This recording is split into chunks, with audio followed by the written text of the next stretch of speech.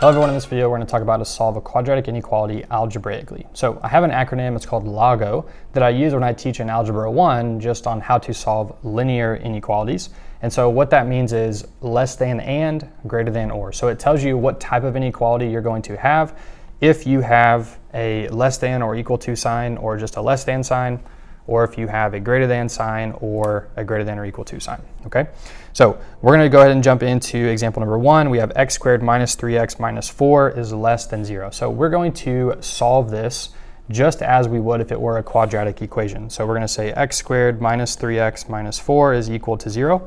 And now since this is equal to 0, we can try and factor it and then use the zero product property. So this one is pretty easy to factor. We just need to find two numbers that add to -3 and multiply to -4. So hopefully you're thinking about -4 and 1, right? So we have -4 plus 1 would be -3, -4 times 1 is -4. So now we can set each of these expressions equal to 0. So we get x is equal to 4 and x is equal to -1. So these would be our two solutions. And what these are called are critical values of our inequality, okay?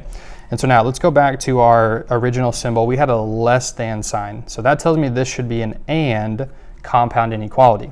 And so we're going to write this with our smaller number on the left, our variable in the middle, and our larger number on the right. And we're always going to jump in less than signs here, right? So that would be the solution to our quadratic inequalities. And so how we could represent this is if we think about a number line, and if we want to go ahead and write these numbers on the number line, so let's say we have -2, -1, 0, 1, 2, 3, 4, and 5. So we know that we had just a less than sign, so we're not going to have closed circles. So we're going to put an open circle on -1 and an open circle on 4. And so what we could do if we forgot the LAGO, less than, and, we could choose some points to test in our original inequality. So let's test -2 and let's test 5. So let's say we would have -2 squared minus 3 times -2 minus 4 is less than 0. So this would be 4 plus 6 minus 4 is less than 0. And so 4 minus 4 is just going to be 6 is less than 0, and that is not true, right? So we're not going to shade on the left side of -1. Now if we test 4, we would have 4 squared minus 3 times 4 minus 4 is less than 0. Excuse me, we're not testing 4, we're testing 5. There we go. So we would have 25 minus 15 minus 4 is less than 0. And that's just going to give us also 6 is less than 0, which is not true either.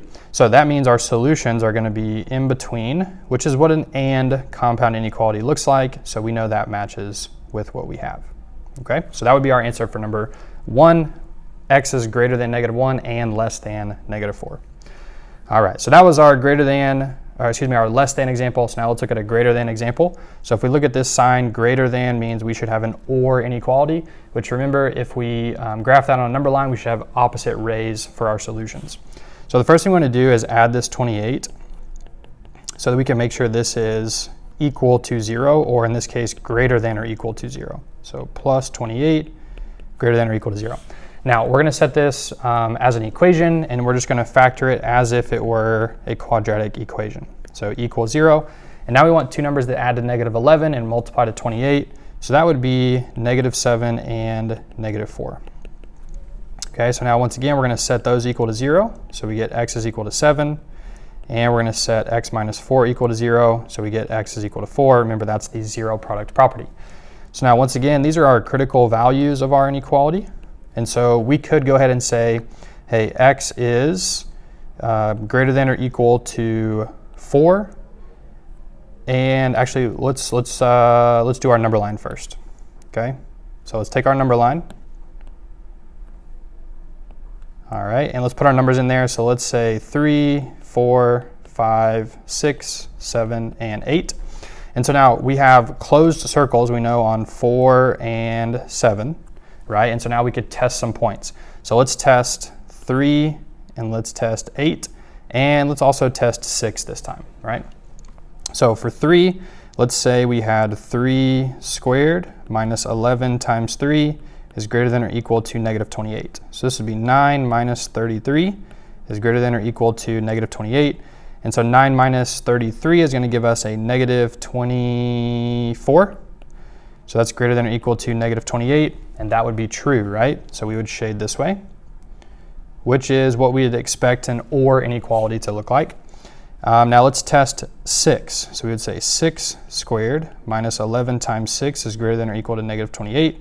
So this would be 36 minus 66 is greater than or equal to negative 28. And this is going to be negative 30 is greater than or equal to negative 28. And we know that would be false, right? So we're not shading where 6 is located. And lastly, let's test 8. So we would say 8 squared minus 11 times 8 is greater than or equal to negative 28. So this is 64 minus 88 is greater than or equal to negative 28.